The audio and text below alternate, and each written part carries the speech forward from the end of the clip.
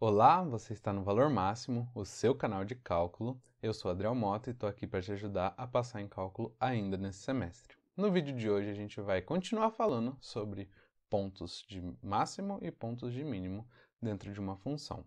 Temos já 2 vídeos no canal, um sobre a parte teórica e um começando a abordar alguns exercícios, e hoje a gente vai continuar abordando alguns exercícios que utilizam o cálculo de uma visão diferente, certo? A gente está acostumado a olhar para o cálculo através das funções, certo?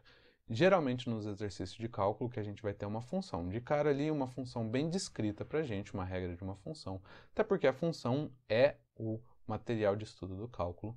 Mas a gente pode olhar para situações que são do nosso dia a dia, por assim dizer, do dia a dia do mercado, do dia a dia da indústria, e transformar aquela situação em uma situação modelável, certo? A gente consegue modelar aquela situação para aparecer aí então a nossa função e a gente usar todo o conteúdo que a gente aprende em cálculo para extrair o máximo de informação necessária dessa situação. Certo? Então, o que a gente vai fazer aqui é fazer uma pequena revisão de algumas coisas importantes dessa parte e aí fazer alguns exercícios que são bem interessantes, bem aplicáveis, tá certo? Bom, a primeira revisão que a gente precisa é do entendimento do que é um ponto de máximo e um ponto de mínimo. Falando de maneira assim, bem breve, bem geral, o ponto de máximo ele é o ponto mais alto em um intervalo. Por que ponto mais alto? Bom, a gente vai lembrar que a nossa função ela é aplicada em um plano cartesiano. No plano cartesiano, a coordenada que dita a altura do nosso ponto é a coordenada y, que, por um acaso, também é a coordenada que diz o valor da função, certo? Então, a reta y ela é a reta da imagem da nossa função. Aí é importante a gente relembrar aqueles primeiros conceitos de pré-cálculo sobre função, domínio, imagem, certo? Então, o y ele vai ditar a imagem, isso quer dizer que o valor que está no y é o valor da minha função naquele ponto. Muito bem, o que mais eu posso extrair daqui? Bom, se o meu valor está mais para cima do y, certo? Ele está mais acima na minha reta y, significa que ele é maior. Então, aqui, nesse exemplo, a gente tem esse ponto e esse ponto. O y desse ponto é o a, o y desse ponto é o b. Como o A está mais para cima que o B e a nossa reta Y, né, a gente convencionou que ela cresce para cima e decresce para baixo. Então, o A está mais para cima significa que o A é maior que o B. Como o Y ele dita, de novo, o valor da nossa função, o A é um maior valor para a função do que o B, então esse ponto aqui ele possui o maior valor da nossa função. E geralmente quando a gente aborda a função olhando para algumas situações do dia a dia, certo? Da indústria, etc., a gente tende a se importar mais sobre o valor da função do que qualquer outra coisa.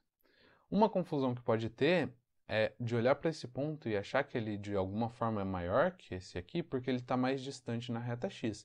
Mas vamos lembrar que a reta x aqui, de novo, é o domínio da nossa função, certo? Então, aqui nada tem a ver com o valor que a função vai ter no final das contas. Isso quem dita é o y, certo?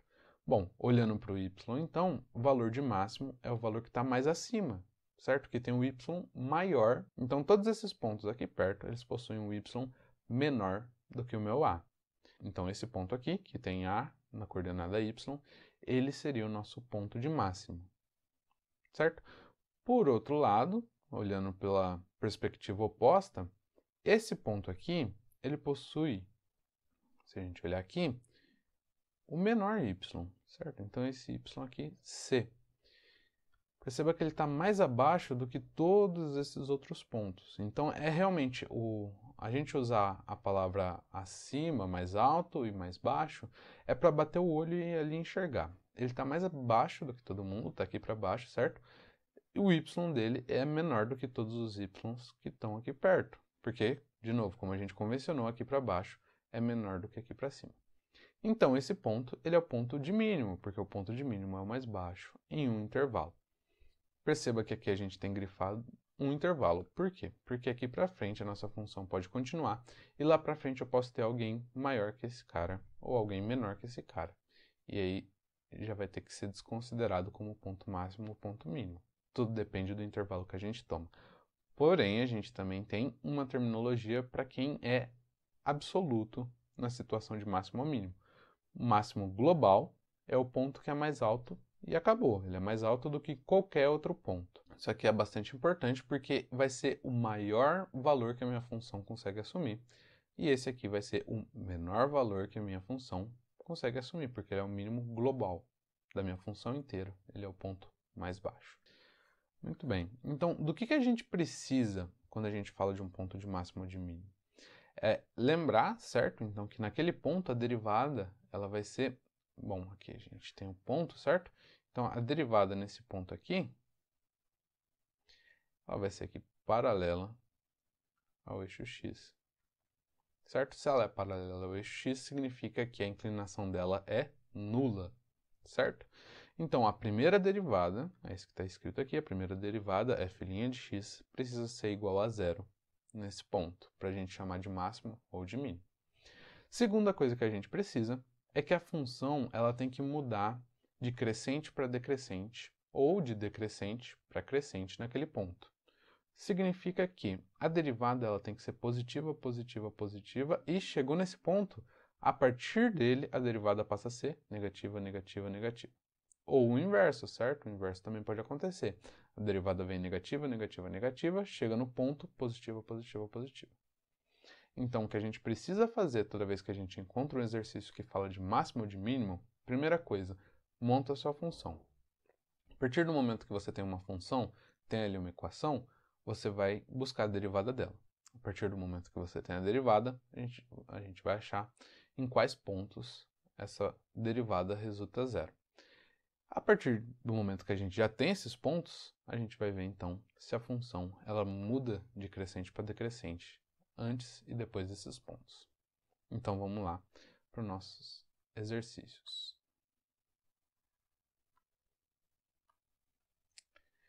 No primeiro exercício, a gente tem aqui determinar o número real positivo, cuja diferença entre ele e o seu quadrado seja máxima. Falou de máxima, a gente já consegue relacionar a ponto de mínimo ao ponto de máxima.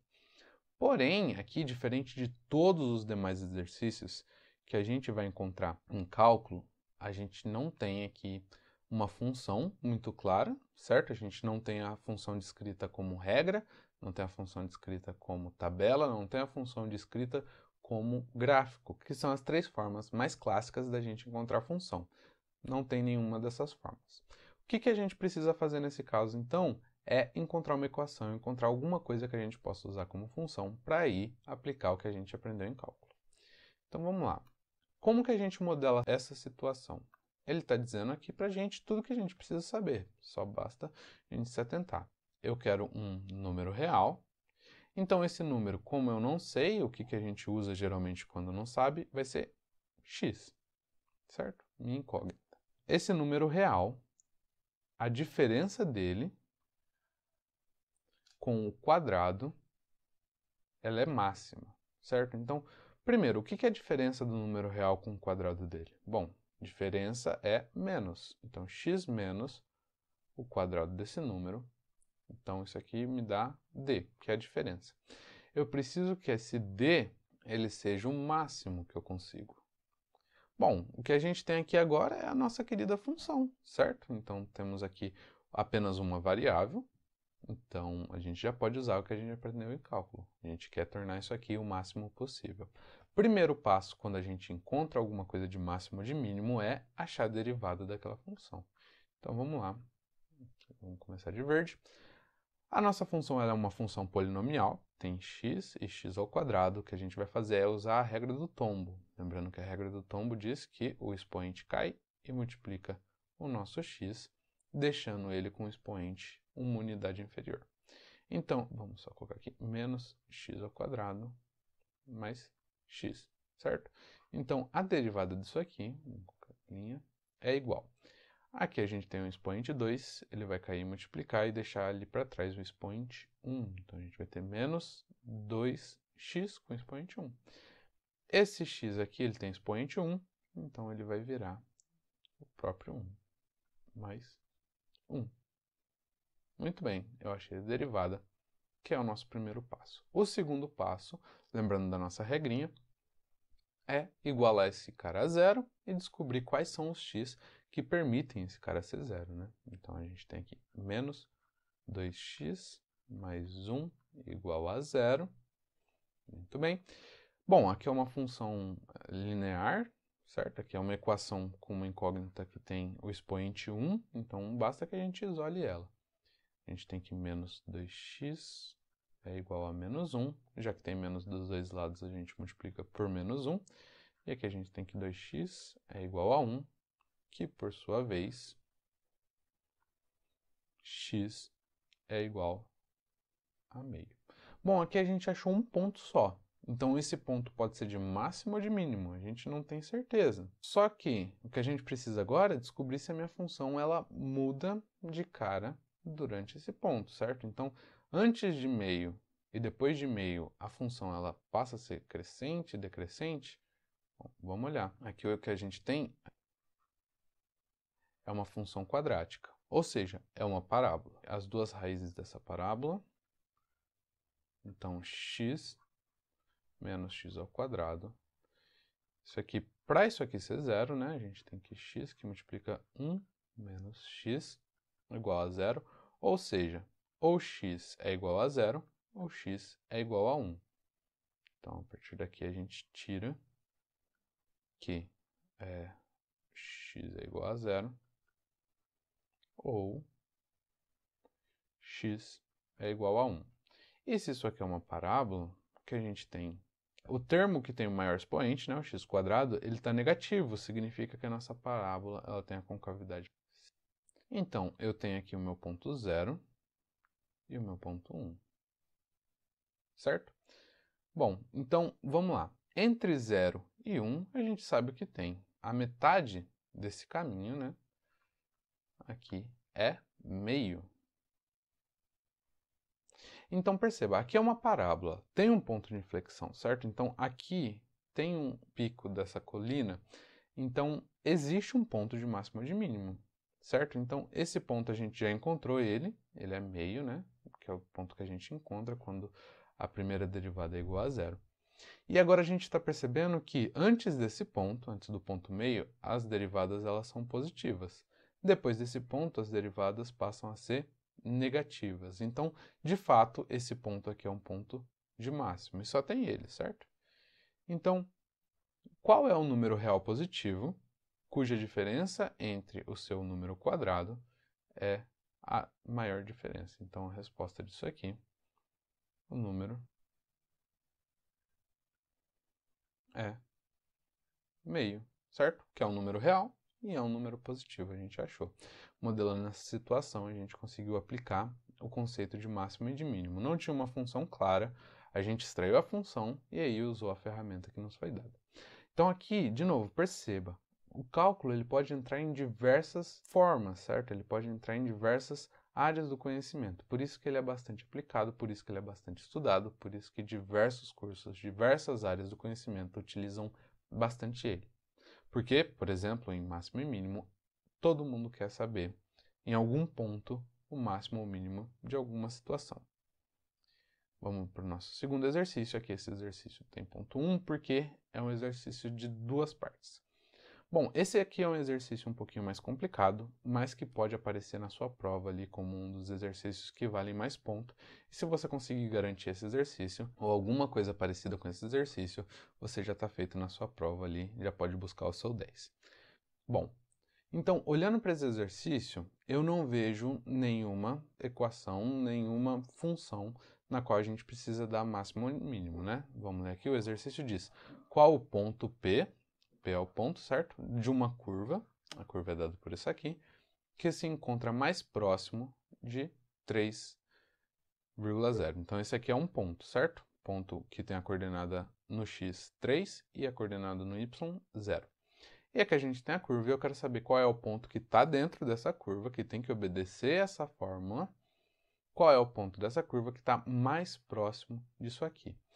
Bom, o que a gente faz? É aqui que a gente deriva? É essa equação que a gente deriva? Não, porque se a gente deriva essa equação, significa que a gente está buscando o ponto máximo ou mínimo dessa equação. Não é isso que o exercício está pedindo para a gente. Ele está pedindo, eu quero o ponto mais próximo de 3. Então, quando a gente fala de proximidade, a primeira coisa que a gente já tem que pensar é distância, certo? Então, aqui eu estou pensando sobre distância. E uma distância mais próxima significa uma distância mínima. Então, aqui a gente achou aonde a gente vai aplicar as nossas ferramentas. A gente quer descobrir a distância e não qualquer distância, a distância mínima. Então, primeiro o que a gente faz? Modela a distância, depois aplica o que a gente sabe do roteirinho de achar o ponto mínimo dessa distância. Bom, então vamos lá. Lá do ensino médio, que você usou no vestibular, que você usou também bastante em geometria analítica, você aprendeu uma equação que ela dá para você a distância. Bom, essa equação, distância, é igual a x de um ponto, então x1 menos x2, isso ao quadrado, mais y1 menos y2 ao quadrado, e tudo isso sobre uma raiz quadrada. Quem são o x1, o x2, y1 e y2? Bom, x1 e y1 são a coordenada do primeiro ponto que você está pegando. x2 e y2 é a coordenada do segundo ponto que você está pegando, certo? Então, bom, a gente já sabe um dos pontos que a gente vai olhar a distância, é o ponto 3, 0. O outro ponto a gente não sabe o que usar, então a gente vai usar aqui, ó, que P é igual a x e y, certo? Então, P é igual a x e y, onde x e y não é genérico, x e y são números que a gente vai tentar descobrir agora. Então, muito bem, eu tenho aqui uma espécie de uma função. Qual é o primeiro problema? O primeiro problema é que eu não coloquei aqui os valores que me importam. Então, vamos resolver isso aqui. Bom, o x1, eu vou tomar o 1 como sendo P e o 2 como sendo esse ponto aqui. Então, eu tenho o x1 vai ser o x do P, menos 3 ao quadrado, mais o y, menos 0 ao quadrado. Tudo isso aqui sobre raiz. Segundo problema que a gente encontra, depois que a gente substitui, é que eu tenho aqui, dentro dessa minha equação, duas incógnitas. Eu tenho x e tenho y, eu não consigo modelar uma função com isso. Eu preciso transformar esse y em alguma coisa com cara de x. Por sorte, a gente sabe qual que é esse y aqui. Bom, esse y, ele é do ponto P. E o ponto P, ele obedece à regra da curva, porque ele está dentro da curva, né? Aqui ele diz, ó, o ponto P da curva. E a gente sabe que se o ponto P está na curva, ele obedece à regra de y é igual a x ao quadrado. Nesse caso, então, esse y aqui ele pode ser transformado em x ao quadrado. Então, vamos mudar isso aqui, que a gente tem raiz quadrada já vamos abrir esse quadrado aqui, é o quadrado do primeiro, né? X ao quadrado, menos duas vezes o primeiro pelo segundo, então 6x, mais o quadrado do segundo, isso aqui é 9, mais y ao quadrado, só que y é x ao quadrado. Então, se eu tenho aqui y ao quadrado, significa que eu tenho x ao quadrado elevado ao quadrado. Potência de potência a gente vai multiplicar as duas, então, na verdade, eu tenho x elevado a 4. Então, aqui, mais x elevado a 4. E está aqui. Agora, a gente achou a nossa função. Se a gente está falando de ponto de máximo ou de mínimo, o que a gente precisa fazer agora é, pois bem, achar a derivada desse cara aqui. Então, a derivada de d, ela vai ser igual. Como aqui é uma função composta, certo? Eu tenho uma raiz quadrada, eu preciso usar a regra da cadeia. E a regra da cadeia nos diz, se você tem alguma dúvida com a regra da cadeia, tem vídeo aqui já no canal falando sobre a regra da cadeia, mas ela nos diz que é a derivada da primeira, certo? Então, aplicada na segunda, aqui a derivada da primeira é meio, aplicado na segunda, então x ao quadrado menos 6x mais 9 x a quarta, elevado a menos meio, que multiplica, aí sim, a derivada da segunda. Aqui a gente só tem regra do tombo, então o que a gente vai fazer aqui é fazer a regra do tombo desse polinômio. Então aqui x ao quadrado vira 2x, menos 6x vira menos 6, O 9 é uma constante, ele desaparece, mais x elevado a 4 dá 4x elevado a 3, certo? Então, o que a gente tem aqui é que a derivada de d, agora isso aqui, esse expoente está negativo, significa que ele vai ali para baixo. Então, a gente tem que fica aqui 2x menos 6 mais 4x ao cubo. E tudo isso, lógico, dividido por 2 vezes que multiplica x ao quadrado menos 6x mais 9 mais x à quarta em raiz. Não é uma derivada muito bonita de se olhar, porém o que a gente precisa fazer com ela não é tão complicado assim, certo? O que a gente precisa quando a gente encontra a derivada da nossa função e a gente está olhando para máximo e mínimo é, bom, isso mesmo, a gente precisa que d' seja igual a zero. Para d' ser igual a zero, o que a gente precisa? A gente tem aqui uma fração. Para uma fração, uma divisão ser igual a zero, é só o número de cima ser zero, certo? Então, se esse número aqui for igual a zero, zero dividido por qualquer coisa é zero. A gente só precisa tomar o cuidado de, ao mesmo tempo que isso aqui for zero, isso aqui não ser zero, certo? Então, bom, vamos lá. Aqui, então, o que a gente precisa encontrar é 2x menos 6 mais 4x ao cubo igual a zero. Muito bem, e tomar o cuidado para que esse zero não zere a parte de baixo da nossa fração ali também, nosso quociente. Muito bem, aqui a gente já tem uma coisa complicada, porque vamos organizar aqui 4x ao cubo mais 2x menos 6 é igual a zero.